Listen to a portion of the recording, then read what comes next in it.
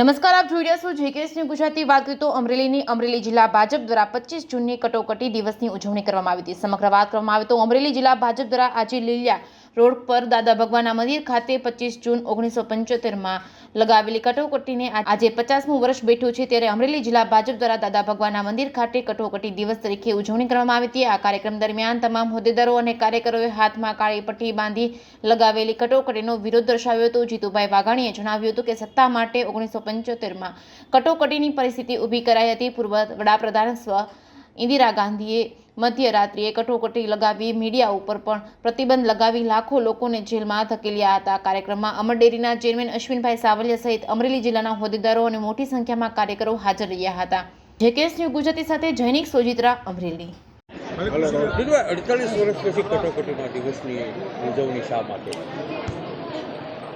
કોંગ્રેસ અને સ્વર્ગસ્થ ઇન્દિરાબેન ગાંધીએ જે પ્રકારે સત્તા માટે થઈને આ દેશના બંધારણને, જે રાહુલ ગાંધીજી દેશના બંધારણની દોહાઈ દે છે, આ બંધારણને સાચવવાનું કામ એ કોંગ્રેસ વિરોધી વિચારવાળી પાર્ટીઓએ કરેલું।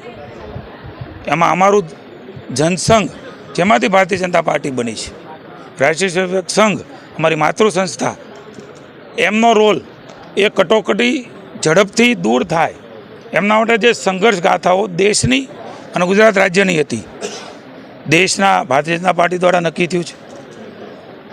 સમગ્ર દેશમાં કટોકટી કાળ દરમિયાન જે જગ્યાઓ પર એ વખતે જે સ્થિતિઓ નિર્માણ કરી હતી એમની વાતો થાય।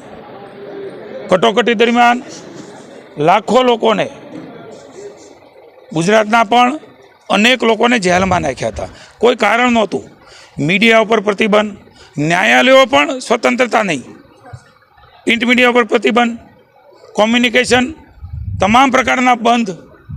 આ પ્રકારની સ્થિતિમાં અમને આનંદ છે કે એ વખતે પણ છુપાવે છે આપણા લોકપ્રિય વડાપ્રધાન, વિશ્વના નેતા એ નરેન્દ્રભાઈએ પણ આ સંઘર્ષમાં ગુજરાત એક પુસ્તક પણ છે, અને છુપાવેશની અંદર અનેક આગેવાનોની સાથે એમણે આ ચળવળ શરૂ રાખી અને એમના કારણે એક કટોકટી એ દૂર થઈ, મોરારજી દેસાઈની સરકાર આવી, લોકશાહીનું પુનઃસ્થાપન થયું, અને એ જ પ્રકારે અમારા કાર્યકર્તાઓનું ઘડતર થાય। અમારી માતૃ સંસ્થાઓ, અમારું જનસંઘ જે વિચારથી પાર્ટી બની છે, દેશ પ્રથમ, આજે મોદીજી એ જ વિચારો સાથે દેશને ચલાવી રહ્યા છે। ત્યારે આજના દિવસે 25મી જૂને હું કોંગ્રેસને, રાહુલ ગાંધીને અને ગુજરાતના કોંગ્રેસને કહેવા માગું છું કે અમારી પાસે આ કટોકટી દરમિયાનની તસવીરો છે, વિડીયો છે।